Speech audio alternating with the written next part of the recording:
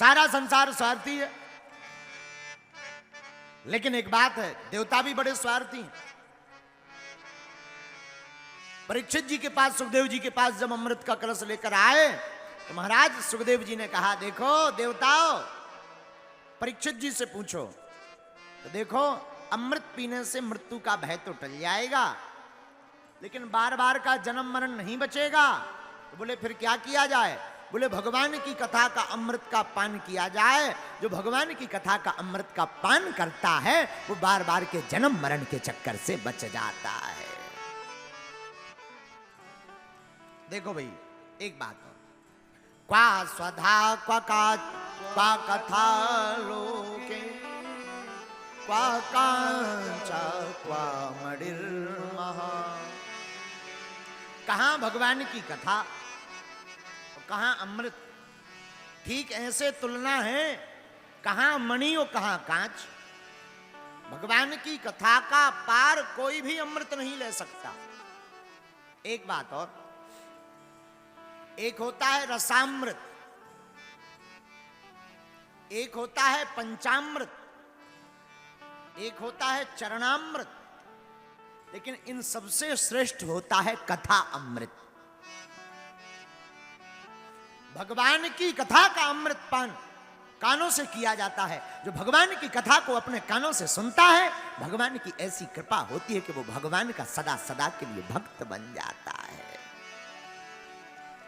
आहा, तो देवताओं को तो भगा दिया, देवता चले भी गए। आगे कथा कहती है कि महाराज कलयुग में श्रीमद् भागवत रूपी संहिता कैसे विराजमान होकर के सबके हृदय में हो, आप कृपा पूर्वक बताइए। तो श्री सूत जी महाराज कथा कहते हैं, एकदा ही विशालायाम चत्वार विषयो मलः सत्संगार्थम समायाता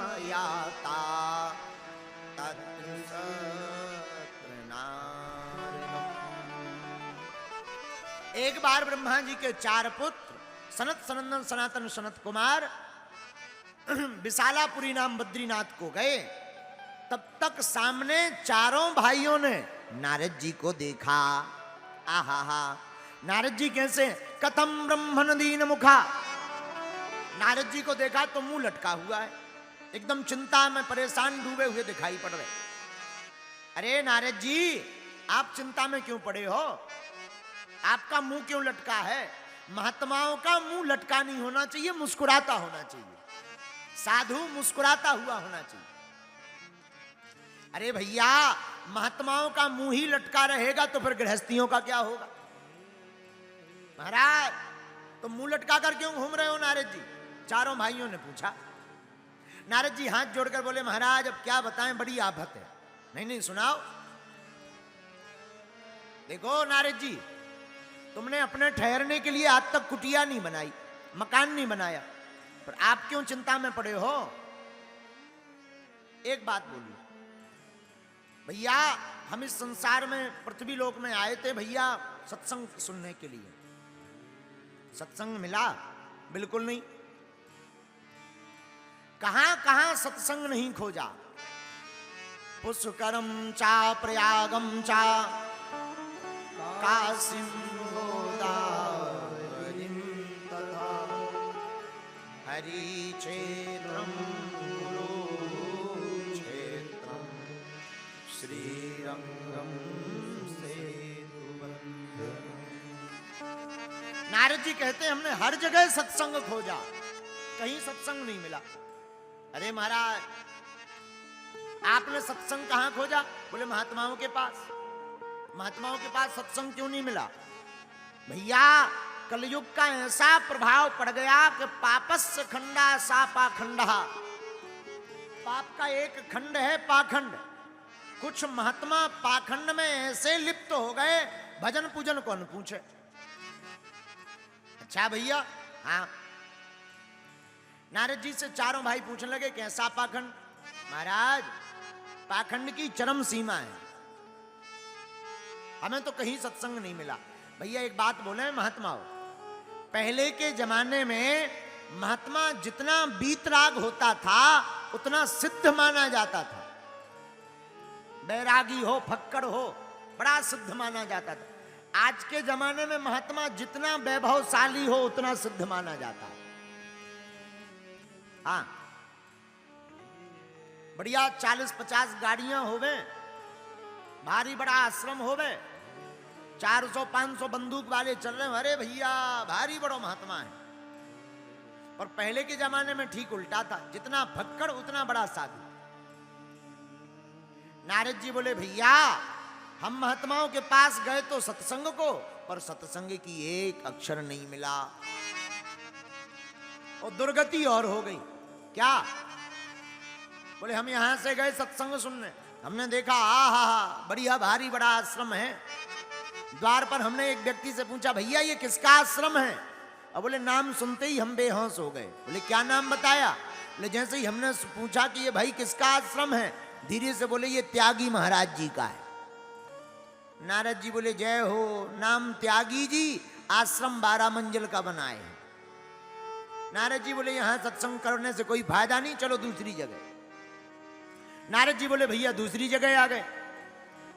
दूसरी जगह आए तो 10-12 छोटे छोटे बच्चे बढ़िया जनेऊ पहने हुए, मस्तक पर तिलक लगाए हुए, बढ़िया सुंदर सा तिलक लगा करके छोटे छोटे बच्चे धोती पहने हुए घूम रहे थे। हमने देखा वाह वाह वाह कितने सुंदर बच्चे हैं, बढ़िया बटुक हैं। अरे भैया ये किनके बच्चे हैं? एक व्यक्ति ने जवाब दिया तो महात्मा नारद जी बोले हमारा तो दिमाग खराब हो गया। बोले क्या? बोले एक व्यक्ति बोले ये ब्रह्मचारी जी के बच्चे हैं। नारद जी बोले जय हो, नाम ब्रह्मचारी जी, और बच्चे कितने? पूरी क्रिकेट टीम तैयार करें।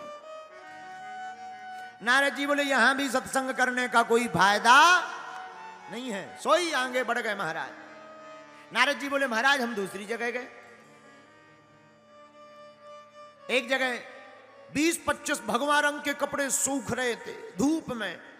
हमें लगा यहां ज्यादा महात्मा रहते, इतने ज्यादा कपड़े, ज्यादा महात्मा रहते होंगे। हमने एक महात्मा से पूछा भैया ये किसका आश्रम है? नारद जी बोले भैया जो ही जवाब सुना सोई दिमाग खराब। जवाब क्या आया? ले जवाब आया ये नागा बाबा जी का आश्रम है। नारद जी बोले जय हो, नाम नागा बाबा जी, वस्त्र इतने के पूरा गांव ही और सो जाए। नारद जी बोले हम समझ गए यहां भी सत्संग होने वाला नहीं है, अब तो दूसरी जगह चलो। दूसरी जगह गए, शाम हो गई महाराज। शाम हुई, सोई एक जगह सो गए, और जहां सोई सोई इतना शोर इतना शोर इतना शोर कि नींद ना लगे। हमने पूछा ये किसका आश्रम है?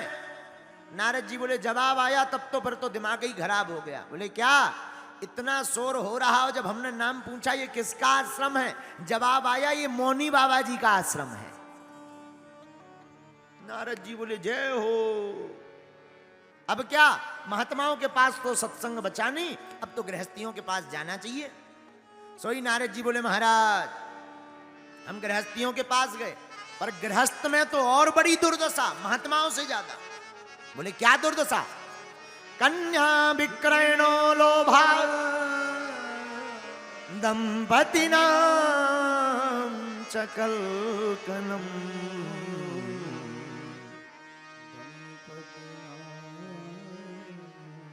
कलयुग में गृहस्थियों का और बुरा हाल। बोले क्या हाल है?